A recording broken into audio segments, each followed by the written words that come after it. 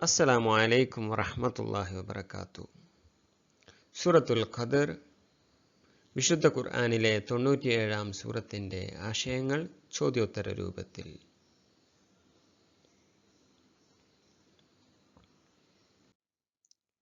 ഒന്നാമത്തെ ചോദ്യം, അല്ലാഹു നാം എന്ന ബഹുവചനത്തിൽ പ്രയോഗിക്കാൻ കാരണമെന്ത്? ഇന്ന അൻസൽനാഹു എന്നതിൽ അല്ലാഹു നാം എന്ന ബഹുവചനം പ്രയോഗിച്ചത് എന്തുകൊണ്ട്?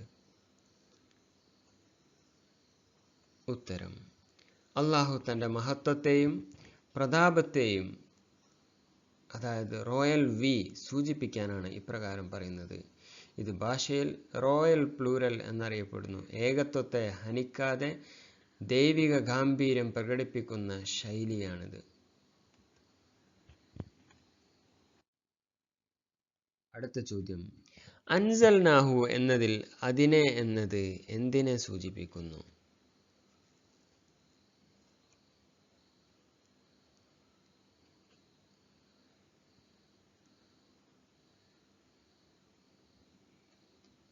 ഉത്തരം, വിശുദ്ധ ഖുർആനെ. സന്ദർഭത്തിൽ നിന്ന് ഇത് വ്യക്തമായതിനാൽ ഖുർആൻ എന്ന് പ്രത്യേകം പ്രസ്താവിക്കേണ്ടതില്ലായിരുന്നു. ഈ ഭാഷാ സൂക്ഷ്മത ഖുർആനിൻ്റെ അലൗകിക ശൈലിയുടെ ഭാഗമാണ്. അൻസൽനാഹു നാം അതിനെ ഇറക്കിയിരിക്കുന്നു എന്നതിൽ അതിനെ എന്നാണ് സൂചിപ്പിച്ചിട്ടുള്ളത്. അപ്പം അത് എന്താണ് എന്നാണ് ചോദ്യം. അത് ഉദ്ദേശിച്ചിട്ടുള്ളത് വിശുദ്ധ ഖുർആനാണ്. നസ്സല എന്നതിന് പകരം അൻസല എന്ന് പ്രയോഗിച്ചതിൻ്റെ അർത്ഥമെന്ത്?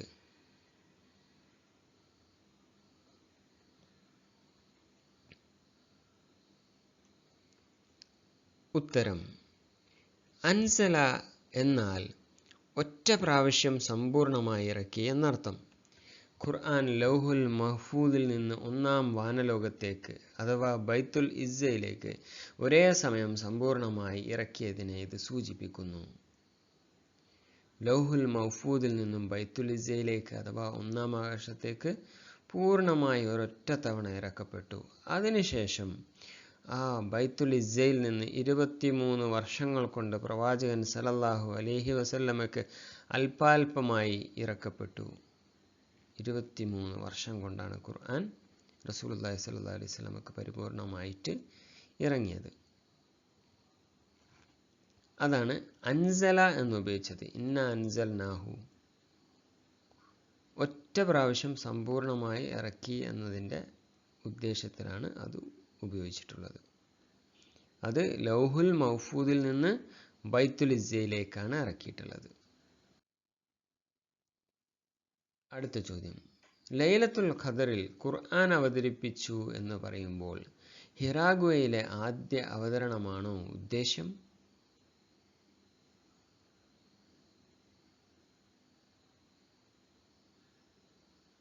പണ്ഡിതമതം, ലൗഹുൽ മഹ്ഫൂദിൽ നിന്ന് ബൈത്തുൽ ഇസ്സയിലേക്കുള്ള സമ്പൂർണ്ണ അവതരണമാണ് ആദ്യം. പിന്നീട് 23 വർഷം കൊണ്ട് നബി സല്ലല്ലാഹു അലൈഹി വസല്ലമയ്ക്ക് ഭാഗികമായി ഇറങ്ങി. ഹിറാ ഗുഹ അവതരണം ഘട്ടം ഘട്ടമായി നടന്ന ഒന്നാണ്.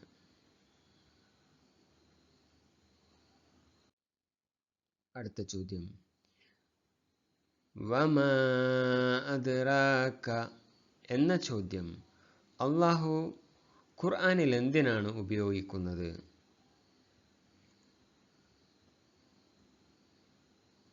ഒന്നാമത്തേത് മഹത്വം ഓർമ്മിക്കൽ. ലൈലത്തുൽ ഖദറിൻ്റെ മഹത്വം വർണ്ണനകൾക്ക് അതീതമാണ് എന്ന് അടിവരയിടൽ. രണ്ടാമത്തേത് ശ്രദ്ധ ആകർഷിക്കൽ. വരാനിരിക്കുന്ന വിഷയം അതീവ പ്രധാനപ്പെട്ടതാണെന്ന് വ്യക്തമാക്കി കേൾവിക്കാരെ ഒരുക്കൽ. ഗൗരവം ഉണർത്തൽ.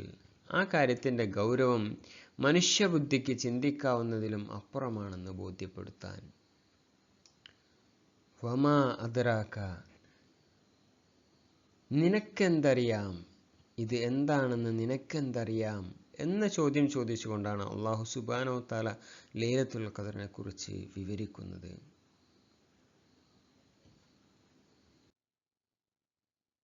അടുത്ത ചോദ്യം, ലൈലത്തുൽ ഖദർ 1000 മാസത്തേക്കാൾ ഉത്തമം. ഇതിൻ്റെ പൊരുളെന്ത്?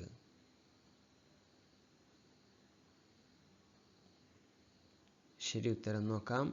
ആ ഒരു രാത്രിയിൽ ചെയ്യുന്ന ആരാധനകൾ ലൈലത്തുൽ ഖദർ ഇല്ലാത്ത 1000 മാസം ചെയ്യുന്ന ആരാധനയേക്കാൾ പ്രതിഫലാർഹമാണ്. അടുത്ത ചോദ്യം. ഈ സൂറത്തിൽ ലൈലത്തുൽ ഖദർ എന്ന പദം എത്ര തവണ ആവർത്തിക്കുന്നു? ഉത്തരം 3 തവണ ആവർത്തിക്കുന്നു.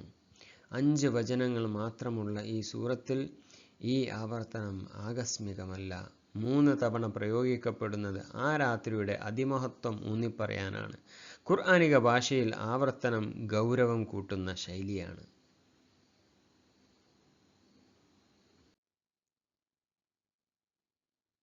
അടുത്ത ചോദ്യം. 4-ാം വചനത്തിൽ പറയുന്ന റൂഹ് ആരാണ്? ഉത്തരം ജിബ്രീൽ അലൈഹിസ്സലാം, വഹി അഥവാ ദൈവിക ബോധനം കൊണ്ടുവരുന്ന മലക്ക്.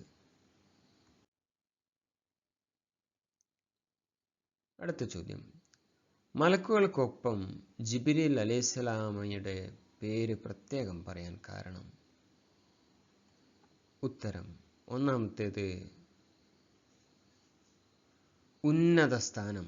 മലക്കുകൾക്കിടയിൽ ജിബ്രീൽ അലൈഹിസ്സലാമിന് ഏറ്റവും ഉയർന്ന പദവിയുണ്ട്. രണ്ടാമത്തേത് പ്രത്യേക ദൗത്യം. വഹി കൊണ്ടുവരുന്ന ഏക മലക്ക്. ഈ ദൗത്യം അദ്ദേഹത്തെ വ്യതിരിക്തനാക്കുന്നു. മൂന്നാമത്തെ കാര്യം ആദരം പ്രകടിപ്പിക്കൽ. ഒരു ഗ്രൂപ്പിൽ നിന്ന് ശ്രേഷ്ഠനെ പ്രത്യേകം പരാമർശിക്കൽ ആദരിക്കലിൻ്റെ ഭാഷാശൈലി. അടുത്ത ചോദ്യം. ബിഇദ്നി റബ്ബിഹിം എന്ന പ്രയോഗത്തിൻ്റെ പ്രാധാന്യം എന്ത്?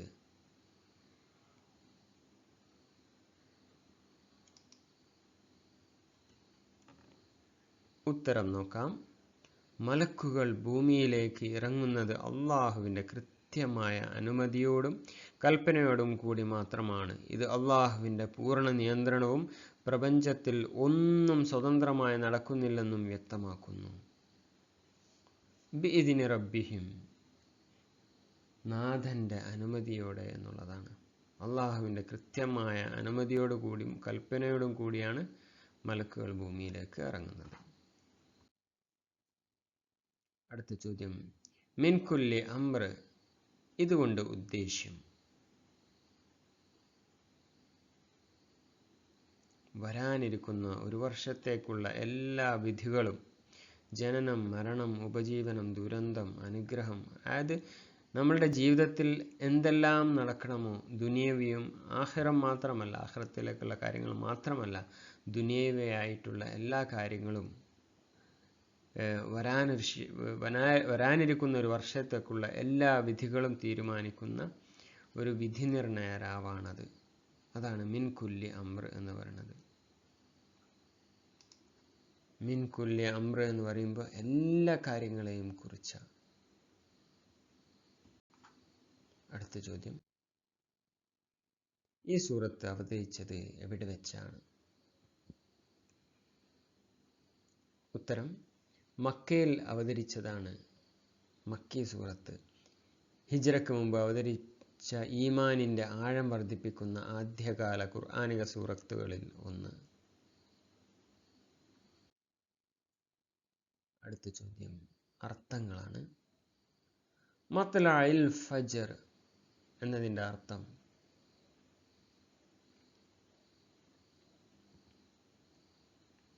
ഉഷസ് ഉദിക്കുന്നത് വരെ, പ്രഭാതം വെളിവാക്കുന്ന ആ നിമിഷം വരെ ഈ അനുഗ്രഹീത രാത്രി നിലനിൽക്കുന്നു. സലാമുൻ ഹിയ, അർത്ഥം ആ രാത്രി മുഴുവൻ ഒരു സമഗ്ര സമാധാനം. ഫജ്ർ വെളിച്ചം വരുന്നത് വരെ അത് നിലനിൽക്കുന്നു. അടുത്തത് അൽ ഫജ്ർ. അതിൻ്റെ അർത്ഥം ഈ സൂറത്തിൻ്റെ അവസാന വാക്ക് അൽ ഫജ്ർ ആണ്. ഉദയം, ആശ, തുടക്കം എന്നൊക്കെ ഉള്ളതാണ്. സലാമുൻ ഹിയ ഹത്താ മത്ലഇൽ ഫജ്ർ എന്ന് പറഞ്ഞിട്ടാണ് ഈ സൂറത്ത് മത്ലഇൽ ഫജ്ർ എന്നതുകൊണ്ട് ഉദ്ദേശിക്കുന്നത് എന്ത്? ഉഷസ് ഉദിക്കുന്നത് വരെ അഥവാ പ്രഭാതം വെളിവാകുന്നത് വരെ ആ ശാന്തി നിലനിൽക്കും. ഈ സൂറത്തിന്റെ അവസാന വാക്ക് തന്നെ അൽ ഫജ്റാണ്. ഈ സൂറത്ത് പഠിക്കുന്നതിലൂടെ വിശ്വാസികൾക്ക് ലഭിക്കുന്ന വലിയ പ്രചോദനം എന്ത്? ആയുസ് കുറഞ്ഞ ഈ ഉമ്മത്തിന് ആരാധനകളിലൂടെ മുൻകാല സമുദായങ്ങളെക്കാൾ വലിയ പ്രതിഫലം നേടാൻ സാധിക്കും. ഇതാണ് ഖദർ രാത്രി നൽകുന്ന ഏറ്റവും വലിയ ആശ്വാസം. അടുത്ത ചോദ്യം, ലൈലത്തുൽ ഖദർ ഏതു ദിവസമെന്ന് അള്ളാഹു മറച്ചുവെച്ചതിന്റെ യുക്തി എന്ത്? ഉത്തരം, റമദാനിലെ അവസാന 10 ദിവസങ്ങളിലെ എല്ലാ രാത്രിയിലും വിശ്വാസികൾ ഇബാദത്തിൽ ജാഗ്രതായിരിക്കണം.